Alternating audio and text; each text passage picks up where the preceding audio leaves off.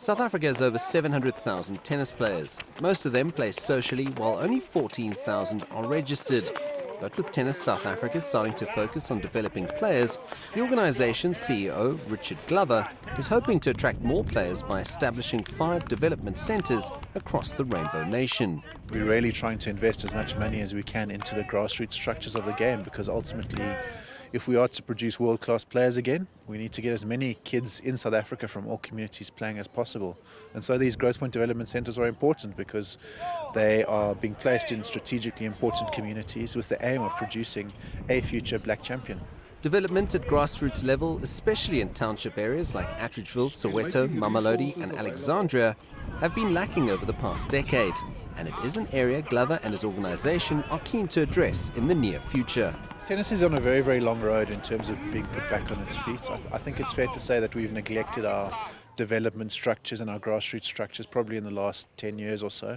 And I think we're probably reaping what we've sown in terms of the sort of the limited number of players that are being produced. So Tennis South Africa really has a very much a grassroots and development mindset now.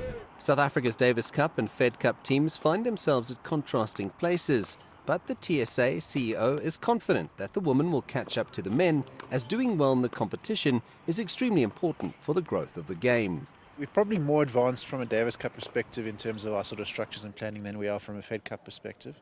But those events are really, really important from a national tennis perspective, because it shines a light on tennis in South Africa and gives people a good yardstick or barometer of where we are in comparison to other countries internationally. Tennis in South Africa is on the rise, and from having no major sponsors 18 months ago to now boasting over 8, all pumping money into its growth, the sport appears to be in good hands and headed in the right direction. I think if we sit here and say, is Tennis South Africa in a better position now than we were a year ago, I think the majority of people within the tennis community would definitely say yes. So I think we're on a long journey.